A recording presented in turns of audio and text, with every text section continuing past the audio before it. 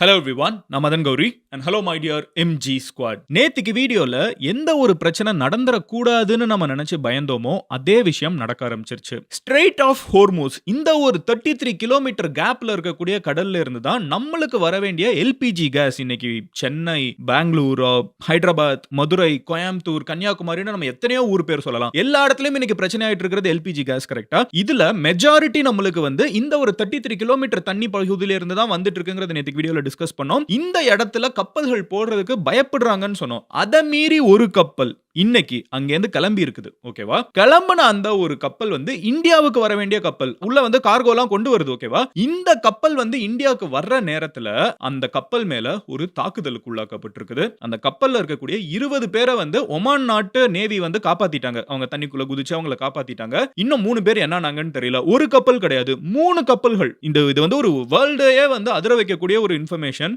3 கப்பல்கள். ஓகேவா? 3 ships Iran அடிச்சிருக்கணுங்கிறது தான் நம்ம நிறைய பேர் சந்தேகிக்கக்கூடிய ஒரு விஷயம். ஓகேவா? இந்த பிரச்சனை it's not just about Iran, America மட்டும் கிடையாது. இது இந்தியால இருக்கக்கூடிய நம்மளோட கிச்சன்ல இருந்து, தாய்லாந்துல இருந்து இருக்கக்கூடிய ஒரு கப்பல் இந்தியாவுக்கு வர வேண்டிய கப்பல் அடிக்கிறது வரைக்கும் 3 பேர் காணோங்கிறாங்க, 20 பேர் தண்ணிக்குள்ள குதிச்சிருக்காங்க. இந்த போர் நம்ம எல்லாரோட வாழ்க்கைக்குள்ளேயும் நுழைஞ்சிட்டு இருக்குங்கிறதா முக்கியமான ஒரு விஷயம். இன்னைக்கு வீடியோல நம்ம டீடைலா பார்க்க போறது என்ன அப்படின்னு பாத்தீங்கன்னா, ஸ்ட்ரெயிட் ஆஃப் ஹோர்மூஸ்ல என்ன நடந்துட்டு இருக்கு, அது எப்படி நம்ம வீட்டு கிச்சனை பாதிக்குதுங்கிறத நான் நேத்து வீடியோல எக்ஸ்பிளைன் பண்ணிட்டேன். பட் இப்போ உண்மையிலே அங்க என்ன நடந்துட்டு இருக்குனால ஒரு மிகப்பெரிய தாக்குதல் நடந்திருக்கு. நம்ம வீட்ல இருக்கக்கூடிய கிச்சனை எவ்வளவு நாள் பாதிக்க போகுது, இப்போ என்ன பிரச்சனை நடந்துட்டு இருக்குது நம்ம ஊர்ல, இது இன்னும் எவ்வளவு நாளுக்கு இந்த எஃபெக்ட் இருக்கும், எதனால இது நடந்துட்டு இருக்குங்கிறத இன்னும் டீடைலா பார்க்க போறோம். Because we have much more data now. ஓகேவா? So let's get started. But அதுக்கு முன்னாடி நீங்க இந்த சேனலை சப்ஸ்கிரைப் பண்ணலனா சப்ஸ்கிரைப் பண்ணுங்க. அப்போனா தான் இந்த மாதிரி நான் டெய்லி வேர்ல்டுல என்ன நடக்குங்கிறத நான் வீடியோவா போஸ்ட் பண்ணிருக்கேன். அது உங்ககிட்ட சேரணும்னா நீங்க சப்ஸ்கிரைப் பண்ணீங்கனா தான் உங்ககிட்ட யூடியூப் அல்காரிதம் கண்டென்ட் சேர்க்கும். ஓகேவா? இப்போ என்ன நடந்துட்டு இருக்கு அப்படின்னு பாத்தீங்கன்னா, முதல் விஷயம் நம்ம வீட்ல இருந்தே வர ஆரம்பிச்சிருவோம். ஓகேவா? நம்ம ஊர்ல இருக்கிற பிரச்சனையில இருந்து வர ஆரம்பிச்சிருவோம்.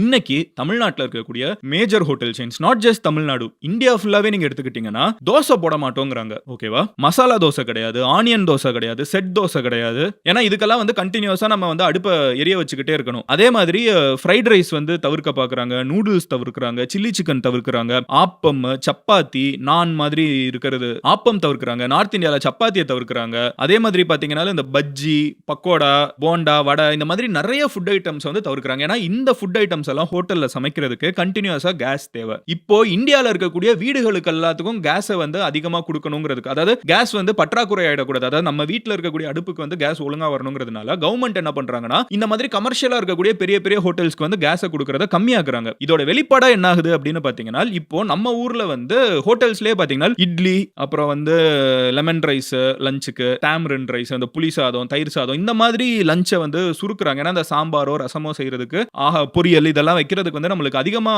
கேஸ் தேவைப்படும். சோ அத ரைஸை போட்டு மிக்ஸ் பண்ற மாதிரி பேட்ச் குக்கிங் பாங்கல்ல, ஒரே நேரத்துல பல்கா எது சமைக்க முடியுமோ அந்த மாதிரி இட்லி ஒரே நேரத்துல நீங்க 20 பேருக்கு இட்லி வச்சு முடிச்சிடலாம். சோ அந்த மாதிரி பேட்ச் குக்கிங் பேஸ்டா நம்ம ஊர்ல ரெஸ்டாரண்ட்ஸ் போக ஆரம்பிச்சிடுறாங்க. காரணம் என்ன? கேஸ் இந்தியாவுக்கு தேவையான எல்பிஜி கேஸ் பயங்கரமா கம்மியாயிடுது. இதை நான் நேத்திக்கு வீடியோ டீடைலா எக்ஸ்பிளைன் பண்ணிருந்தேன். அதை பார்க்காதவங்க பாத்துருங்க. so that you will have more context. இப்போ நேத்திக்கு நான் சொல்லியிருந்தேன், எதனால இது விலை ஏறிட்டு இருக்குன்னா, கப்பல் அங்க வரலாம், அந்த ரூட் வழியா வரலாம். இன்னைக்கு யாருமே ரெஸ்ட்ரிக்ட் பண்ணல. ஈரான் மட்டும் தான் வந்தா அடிச்சிருவேன் அதுன்னு சொன்னாங்க, யாரும் அடிக்கல. இன்சூரன்ஸ் விலை தான் ஏறி இருந்துச்சு. 200-300% கப்பலோட இன்சூரன்ஸ் அதிகமாயிடுச்சு. ஏன்னா அந்த கப்பல் உள்ள போனா அடிச்சிருவேன் ஈரான் சொன்னாங்கிறதுக்காகவே இன்க்ரீஸ் ஆயிடுச்சு. அடிக்க மாட்டாங்கன்னு தான் நானும் நினைச்சேன். பட் இன்னைக்கு அடிச்சிட்டாங்க. 3 கப்பல்கள். ஓகேவா? என்னென்ன கப்பல் அப்படிங்கறத நான் சொல்றேன். மயூரி நாரி அப்படின்னு சொல்லப்படக்கூடிய ஒரு கப்பல், அப்புறம் மெஜஸ்டி அப்படிங்கிற ஒரு கப்பல், அதுக்கப்புறம் இன்னொரு ஒரு UAE கிட்ட 1 அப்படிங்கிற ஒரு கூடிய கப்பல். 3 கப்பல்கள். ஓகேவா? இதுல இந்த தாய்லாண்டோட கப்பல் தான் இந்த மயூரி நாரி அப்படின்னு சொல்லப்படக்கூடிய ஒரு கப்பல். இது இந்தியாவுக்கு வருது, குஜராத்துக்கு வருது. ஓகேவா?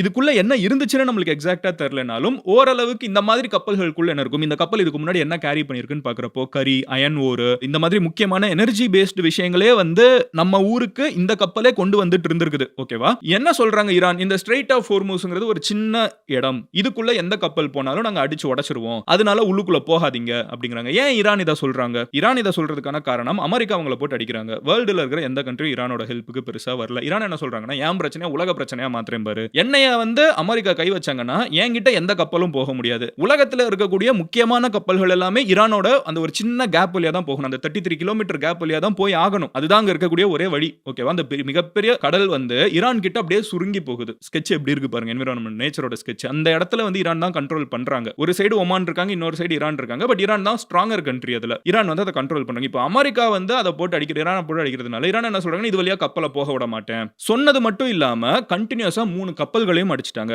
அமெரிக்கா பதிலுக்கு சும்மா இல்ல. அமெரிக்காவுமே வந்து ஒரு பெரிய தாக்குதல ஈரான் மேல நடத்தியிருக்காங்க. இதெல்லாம் அமெரிக்கா எப்படி இந்த கப்பல் இது இன்டர்நேஷனல் வாட்டர்ஸ் இங்க ஈரான் அடிக்கிறாங்கன்னு தெரிஞ்ச உடனே ஈரானோட கப்பல்கள் வந்து இந்த வேலையெல்லாம் பார்க்கல உள்ளுக்குள்ள போய் பார்க்கக்கூடிய 16 கப்பல்களை வந்து அமெரிக்கா வந்து நாங்க காலி பண்ணிட்டோம் அப்படிங்கிறாங்க. ஈரான் வந்து ஆனா கப்பல்கள் மட்டும் இல்ல, அவங்களோட மொத்த 33 கிலோமீட்டர்ஸ் தான், அவங்களுக்கு கப்பலே தேவையில்லை, கிரவுண்ட்ல இருந்தே அவங்க என்னெல்லாமோ தாக்குதல பண்ணலாம். சோ அவங்க வந்து இந்த ஸ்ட்ரெயிட் ஆஃப் ஹோர்முஸை தான் நெகோசியேஷன் பாயிண்டா வச்சிருக்காங்கன்னு இப்போ நம்மளுக்கு தெளிவா தெரியுது. அது ஒரு ஸ்ட்ரெயிட், அது சொல்ற மாதிரி ஒரு சின்ன இடம், ஓகேவா?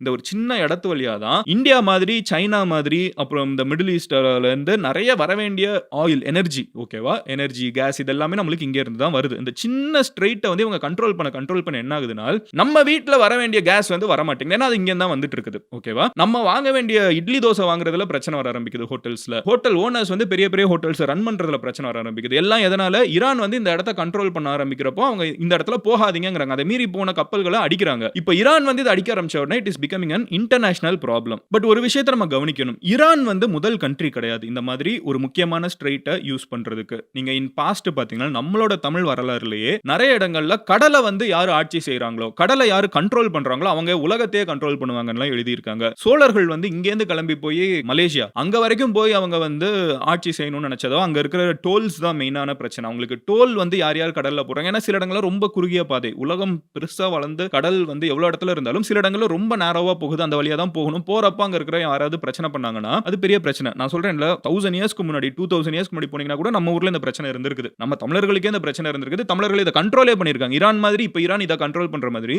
ஒன்ஸ் அப்பான் a டைம் சில முக்கியமான போஸ்ட்ஸ் வந்து தமிழர்களே கண்ட்ரோல் பண்ணிருக்காங்க, ஓகேவா? சோ இது வந்து ஒரு புது விஷயம் கிடையாது. வரலாற்றுல பல முறை நடந்த ஒரு விஷயம் தான். பட் இப்போ பிரச்சனை என்னன்னு பாத்தீங்கன்னா, world is more globalised than ever. 1000 வருஷத்துக்கு முன்னாடி வெளிநாட்டுல இருந்து வரக்கூடிய ஒரு பொருளை வச்சு யாரும் வாழ்ந்திருக்க மாட்டாங்க. பட் 2026ல நம்ம மிடில் ஈஸ்ட்ல இருந்து வரக்கூடிய கேஸை வச்சு தான் நம்ம இன்னைக்கு வாழ்ந்துட்டு இருக்கோம். நம்மளுக்கு இட்ஸ் வெரி இம்பார்ட்டன்ட் திங், கரெக்டா? இந்த நேரத்துல நிறைய பேர் கேஸை வந்து ஹோல்ட் பண்ண வாய்ப்பு இருக்குது. அதாவது இந்த வெள்ளம் வர்றப்போ பிரெட் சும்மா தான் இருக்கும், யாருமே வாங்க மாட்டோம். 10 ரூபாய்க்கு சும்மா விற்பாங்க. ஆனா வெள்ளம் வர்றப்போ அதே பிரெட் 100 ரூபாய்க்கு விற்பாங்க. ஏமாத்துவாங்க, சும்மா பதுக்கி வச்சுக்கிட்டு விலையை ஏத்தி சொல்றது. அந்த மாதிரி இப்ப கேஸ் நடந்துடக்கூடாதுங்கிறதுக்காக இந்தியன் கவர்மெண்ட் வந்து ECA எசென்ஷியல் கமாடிட்டி ஆக்ட வந்து எனேபிள் பண்ணிருக்காங்க, ஓகேவா? 1955 ஓட லா இது என்ன பண்ணுது அப்படின்னு பாத்தீங்கன்னா, எஸ்பெஷலி நம்மளுக்கு ஒரு பெரிய ஷார்டேஜ் இருக்கிறப்போ, ஃபார் எக்ஸாம்பிள் இப்ப கேஸ்ல வந்து நம்மளுக்கு பெரிய ஷார்டேஜ் இருக்குல்ல, அந்த மாதிரி ஷார்டேஜஸ் இருக்கிறப்போ பிரைஸ் வந்து ஃபிக்ஸடா இருக்கணும். ஸ்டோரேஜ் வந்து நிறைய பேர் பதுக்கிட கூடாதுங்கிறதுக்காக யாரா இருந்தாலுமே இவ்வளவுதான் ஸ்டோர் பண்ணணும். நீங்க எவ்வளவு பெரிய கம்பெனி ஆனாலும் இருந்துக்கோங்க, இவ்வளவுதான் ஸ்டோர் பண்ணணும். அதுக்கு மேல நீங்க ஸ்டோர் பண்ணக்கூடாது, ஏன்னா பதுக்க ஆரம்பிச்சிருவாங்க. மூணாவது வந்து ஒருவேளை யாராவது பதுக்குறாங்கன்னு தெரிஞ்சிச்சுன்னா அவங்கள போய் ரைட் பண்றதுக்கு எல்லா பெர்மிஷனும் கொடுக்கிறது. உள்ளுக்குள்ள போய் நீ என்ன இவ்வளவு பதுக்கி வச்சிருக்கியா, சிலிண்டரை வெளியேடு அப்படின்னு சொல்றதா இருக்கட்டும். அதே மாதிரி அதை சீஸ் பண்ணி மறுபடியும் மக்கள் கிட்ட கொடுக்கிறதுக்கான எல்லா வேலையும் பார்க்கறதுக்கான எல்லா பயங்கரமான சூப்பர் பவர்ஸையும் கவர்மெண்ட் வந்து இந்த ஒரு கேஸ்க்கு வந்து இப்போ எடுத்திருக்காங்க, which is a big deal, ஓகேவா? இது இந்த பாஸ்ட் வந்து நம்ம சில முக்கியமான தானியங்களுக்கு எடுத்திருக்கோம், அந்த மாதிரி முக்கியமான பெட்ரோல் ஃபியூவலுக்குலாம் நம்ம எடுத்திருக்கோம், அந்த மாதிரி இப்போ கேஸுக்கும் எடுத்துட்டாங்க. இது வந்து இந்தியா டாப் பிரியாரிட்டி வந்து டொமஸ்டிக் எல்லாருக்கும் போய் சேரணுங்கிறத பிரியாரிட்டியா வச்சிருக்காங்கன்னு தெரியுது. பட் நிறைய பேர் பேனிக் ஆகுற அளவுக்கு இது பேனிக் ஆக வேண்டிய விஷயமா அப்படின்னு கேட்டீங்கன்னா நாட் ரியலி. ஏன் நான் சொல்றேன், கேஸ் வந்து நம்ம மெஜாரிட்டி அவங்க கிட்ட இருந்து வாங்குறோங்கிறது உண்மைதான். ஆனா அவங்க கிட்ட இருந்து மட்டும் தான் வாங்கணும்னு அவசியம் கிடையாது. வேர்ல்டுல இந்த ஒரு ஸ்ட்ரெயிட் தான் பிரச்சனை, ஓகேவா? எனக்கு தெரிஞ்சு இன்னும் கொஞ்ச நாள்ல ஆல்ரெடி நம்ம பர்ச்சேஸ் பண்ணிட்டோம், கப்பல்கள் வந்து நம்மளுக்கு வந்துட்டு தான் இருக்குது, ஓகேவா? யூஎஸ்ல இருந்து நம்ம நிறைய கேஸ் வாங்க ஆரம்பிச்சிட்டோம், ரஷ்யா கிட்ட இருந்து நிறைய பெட்ரோலியம் வாங்க ஆரம்பிச்சிட்டோம், இந்த மாதிரி நம்ம மத்த கண்ட்ரீஸ்ல இருந்து சோர்ஸ் பண்ண ஆரம்பிச்சிட்டோம். இந்த நம்மளுக்கு மிடில் ஈஸ்ட்ல இருந்து வரக்கூடிய கேஸ்ல தான் பிரச்சனையே தவிர கேஸ்ல பிரச்சனை கிடையாது. சோ மிடில் ஈஸ்ட்ல இருந்து நம்ம வந்து இந்த எல்பிஜி வாங்க முடியாம மத்த இடங்கள்ல இருந்து சோர்ஸ் பண்ண ஆரம்பிச்சிட்டோம். சோ நிறைய பேர் வந்து பெரிய இன்வெஸ்ட்மெண்ட்டை இதுக்குள்ள பண்றத இதுவரைக்கும் இப்பவுமே பெருசா நம்மளுக்கு தோணல. நிறைய பேர் வந்து இந்த இண்டக்ஷன் ஸ்டவ்லாம் வாங்குறாங்க. நம்மளால வாங்க முடியறவங்க வாங்கினா பரவாயில்ல. சில பேர் வந்து பதறி போய் கடன் வாங்கிலாம் இண்டக்ஷன் ஸ்டவ் வாங்குற மாதிரி சில ரீல்ஸ் பார்க்க முடிஞ்சு. நான் இன்னைக்கு போனேன், நான் எக்ஸ்ட்ரா ஒரு 1000 ரூபாய் வாங்க வேண்டியது இருந்துச்சு. அப்படி அந்த அளவுக்கு பேனிக் ஆக வேண்டிய நிலைமை இன்னும் வரல. இந்தியா கிட்ட வந்து அந்த நிலைமை இன்னும் வரலங்கிறது தான் யதார்த்தமான ஒரு விஷயம், ஓகேவா? சோ எனக்கு தெரிஞ்சு இன்னொரு 1 வீக்குக்குள்ள இதை சால்வ் பண்ணிடுவாங்கன்னு தான் தோணுது. சோ அவ்வளவு பதற தேவையில்லை. மூணாவது விஷயம் என்ன அப்படின்னு பாத்தீங்கன்னா, ஓகே கவர்மெண்ட் வந்து முடிஞ்ச அளவுக்கு கேஸ் எல்லார்கிட்டயும் போய் சேரணும். எலெக்ஷன் சீசன் வேற, கவர்மெண்ட் எங்கேயுமே அது பிரச்சனை ஆகணும்னு யோசிக்க மாட்டாங்க. முடிஞ்ச அளவுக்கு அதை சால்வ் பண்ணிடுவாங்க. இன்னும் சூப்பர் பவரா வேலை பார்ப்பாங்க. எல்லா கவர்மெண்ட், ஸ்டேட், சென்டர் எல்லாம் கோஆர்டினேட் பண்ணி எல்லார்கிட்டயும் சிலிண்டர் போயிடும்னு யோசிப்பாங்க. ஏன்னா எலெக்ஷன் அப்ப யார் எப்படி திருப்புவாங்கன்னு வேற தெரியாது. சோ ஒரு விதத்துல தமிழ்நாடு, கேரளா, வெஸ்ட் பெங்கால் இந்த பிரச்சனை இருந்தாலும் நம்ம கொஞ்சம் பெட்டர் பொசிஷன், மத்த ஸ்டேட்டோட இன்னும் கொஞ்சம் ப்ரோஆக்டிவா எல்லாரும் வேலை பார்ப்பாங்க. அட் த சேம் டைம் இந்த பிரச்சனை இதோட மட்டும் நிறுத்த போறது கிடையாது. இந்த எல்பிஜி கேஸ் பிரச்சனை மிடில் ஈஸ்ட்ல இவங்க தாக்கிட்டாங்க அப்படிங்கிறதுனால மட்டும் நிறுத்தாம அதுல மட்டும் நிக்காம அது இன்னும் சைபராவும் மாற வாய்ப்பு இருக்குது. நெக்ஸ்ட் டைம் நீங்க ப்ராபபிலி இன்டர்நெட்டுக்குள்ள வர்றப்போ உங்களோட பேங்க் ஆப் ஒர்க் ஆகாம போக வாய்ப்பு இருக்குது. உங்களோட வாட்ஸ்அப் ஒர்க் ஆகாம போக வாய்ப்பு இருக்குது. ஆர் இந்த வீடியோவே கூட உங்கள வந்து ரீச் பண்ணாம இருக்க வாய்ப்பு இருக்குது. காரணம் என்னன்னு பார்த்தீங்கன்னா, இது எல்லாமே டேட்டா சென்டர்ஸ் தேவை. நான் இப்ப சொன்ன எல்லா விஷயத்துக்கும் வந்து இந்த கிளவுட் அப்படின்லாம் சொல்லுவாங்கல்ல, அந்த டேட்டா சென்டர்ஸ் தேவை. அந்த முக்கியமான டேட்டா சென்டர்ஸ் வந்து மிடில் ஈஸ்ட்ல இருக்குது. அத வந்து இப்ப ஈரான் வந்து நாங்க தாக்குவோம் அப்படின்னு அனௌன்ஸ்மென்ட் குடுத்திருக்காங்க. மேஜர் கம்பெனிஸோடது, கூகுளோடது, மைக்ரோசாஃப்ட்டோடது, Amazon, IBM இந்த மாதிரி நெறைய நம்ம யூஸ் பண்ணக்கூடிய சர்வீசஸோட டேட்டா சென்டர்லாம் அங்க இருக்குது. அது எல்லாத்தையும் நாங்க அபிஷியல் டார்கெட்டா மார்க் பண்ணிட்டோம். நாங்க அடிப்போம் அப்படின்னு இருக்காங்க. பேசிக்கா ஈரான் என்ன பண்றாங்கன்னா, எனக்கு ஒரு பிரச்சனை, யாருமே எனக்கு சப்போர்ட்டுக்கு வர மாட்டேங்கிறீங்க. நான் எல்லாரையும் கூப்பிடுறேன் பாரு. எல்லாருமே என் பிரச்சனை எல்லாரோட பிரச்சனையும். என்னை அடிச்சா நான் எல்லாரையும் அடிப்பேன். என்னால அமெரிக்காவ அடிக்க முடியாது. ஆனா அமெரிக்காவோட கம்பெனிஸ் அடிக்க முடியும். அமெரிக்காவோட ஃபிரெண்ட்ஸ் அடிக்க முடியும். அமெரிக்காவுக்கு பேசஸ் குடுக்கக்கூடிய என்னைய சுத்தி இருக்கக்கூடிய அரப் கண்ட்ரீஸ் அடிக்க முடியும். என்கிட்ட பாஸ் பண்ணக்கூடிய கப்பல்கள் அடிக்க முடியும். என் நாடு மட்டும் நான் எப்படி அடி வாங்கிட்டு இருப்பேன், நீங்க எல்லாம் எப்படி சந்தோஷமா இருக்கலாம். நான் எல்லாரையும் இதுக்குள்ள இழுப்பேன் அப்படிங்கிறது ஈரானோட நெகோஷியேட்டிங் டூலா இருக்குது. அது ஸ்ட்ரெய்ட் ஆஃப் ஹோர்முஸா இருக்கட்டும், இந்த சைபர் போர் நடத்துவாங்க இருக்கிற டேட்டா சென்டர்லாம் அடிப்போங்கிறதா இருக்கட்டும். ஆக்சுவலா மிடில் ஈஸ்ட்டுக்கு வந்து இது ஒரு பெரிய சேலஞ்ச். ஏன்னா அவங்க இவ்வளவு நாள் அவங்களோட பெரிய ஸ்ட்ரென்த் என்னன்னா மிடில் ஈஸ்ட் வந்து சேஃபான இடம். எஸ்பெஷலி பஹ்ரைன், UAE, குவைத் எல்லாமே ஒரு சேஃபான கண்ட்ரின்னு தான் நினைப்போம். இப்போ அங்க வந்து இவ்வளவு பிரச்சனை, அங்க இருக்க பிசினஸ் இன்வெஸ்ட்மெண்ட்ஸ் அடிப்போங்கிறது அவங்க எல்லாருக்குமே பிரச்சனை. பேசிக்கா ஈரான் என்ன புஷ் பண்றாங்கன்னா, இந்த கண்ட்ரீஸ் எல்லாத்தையுமே பஹ்ரைனையோ, குவைத்தையோ, துபாய், அபுதாபி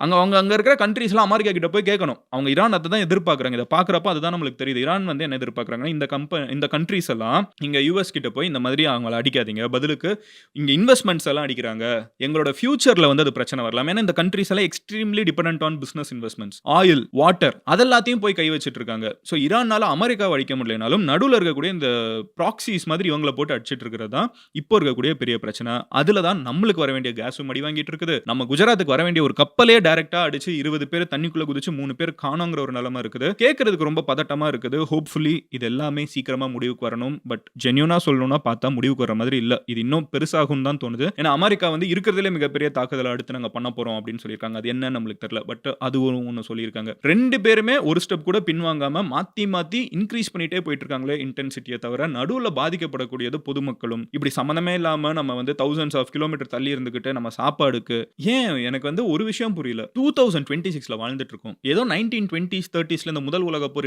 இரண்டாம் உலகப் போர்னு பேசின மாதிரி நான் நினைச்சேன் அதெல்லாம் வெறுமனே ஹிஸ்டரி புக்ல முடிஞ்சு போயிடும். ஆனா நம்மள துரத்திட்டு வருது பாருங்க. லைஃப்ல அவன் அடுத்தடுத்த நிலாவுல வந்து ஹோட்டல் கட்டணும்னு யோசிக்கிறாங்க, மார்ஸுக்கு போகணும் இலான் மஸ்க் யோசிக்கிறாரு, EV கார்ஸ் உருவா. இந்த காலகட்டத்துக்கு நடுவுல AI வச்சு நான் குண்டு போடுறேன். என்னைய பொறுத்தவரை என்னோட தனிப்பட்ட கருத்து சொல்றேன். எந்த ஒரு தலைவனும் ஒரு போர் ஒரு சொல்யூஷன் நினைச்சாருன்னா அந்த தலைவன் வந்து I will question his efficacy. எதுக்குமே போர் சொல்யூஷன் கிடையாது. அது வந்து மக்களுக்கு இன்னும் பிரச்சனையை உருவாக்குது. பெரிய பணக்காரங்களுக்கு வேணா அது ப்ராஃபிட்டா இருக்கலாம். அவங்க வந்து ஆயுத கம்பெனி வச்சிருந்தாங்களோ, அவங்க ஆயுதம் பிசினஸ் பண்ணிருக்காங்களோ, அவங்களுக்கு வேணா அது நல்லா இருக்கலாம். பட் மத்த உலகத்துல இருக்கக்கூடிய எல்லாருக்குமே அது பிரச்சனை தான். வரலாற்றுல போர்ல இன்வால்வ் ஆன எந்த ஒரு தலைவனையும் பெருசா வந்து ஹிஸ்டரி பார்த்தது கிடையாது. அதையும் மீறி இது கண்டினியூஸா நடந்துட்டு இருக்குங்கிறது சோகமா மட்டும் தான் இருக்குது. Hopefully it should stop. ஏன்னா அதோட பாதிப்பு வந்து ஈரான்ல இருக்கிற இந்த பிரைமரி ஸ்கூல் குழந்தைங்க, அங்க இருக்கிற ஃபேமிலிஸ்ன்னு தாண்டி நம்ம வீட்டுக்கு வந்துருச்சு. நம்ம வீட்டு வாசல்ல, நம்ம வீட்டு கிச்சனுக்குள்ள இந்த பிரச்சனை நிக்குது. இது இன்னும் பெருசாக வாய்ப்பு இருக்குங்கிறது தான் பிரச்சனை.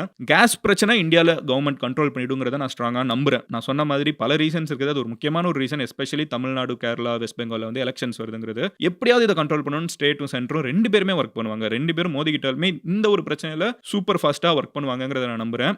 ஸோ பீப்புள் ஹூ ஆர் வாட்சிங் திஸ் சேனல் பெருசா பேனிக் ஆக வேணாங்கிறத நான் சொல்றேன். ஏன்னா எனக்கு தெரிஞ்சு அப்படி ஒரு தேவை இன்னும் வரல. எனிவே நான் நாளைக்கு உங்களோட ஒரு வீடியோல பார்க்குறேன். நீங்க நாளைக்கும் என்ன வேர்ல்டுல நடந்துட்டு இருக்குது, நம்மள எந்தெந்த விதத்தில் அஃபெக்ட் பண்ணுங்கிறதெல்லாம் தெரிஞ்சுக்கணும்னு நினைச்சீங்கன்னா மதன் கௌரி சேனலை சப்ஸ்கிரைப் பண்ணி MG ஸ்குவாட்ல சேருங்க. அப்போ நான் போஸ்ட் பண்ற கண்டென்ட் உங்களை வந்து சேரும். I'll see you tomorrow. Love you all. இந்த வீடியோவை முடிஞ்ச அளவுக்கு உங்க ஃபேமிலி குரூப்ஸ்ல ஷேர் பண்ணுங்க. அவங்களுக்கு இது ரொம்ப பெரிய ஒரு ரீசன். நிறைய பேர் வீட்டில் அம்மாவுக்கு வந்து LPG பிரச்சனை எல்லாம் தெரியும். ஏன் எதுக்குங்கிறத இந்த வீடியோ பார்த்தா ஃபுல்லா உங்களுக்கு ஈஸியா புரிஞ்சிடும். I'll see you tomorrow. Love you all. Join MG Squad to know what's happening in the world. Bye, MGs.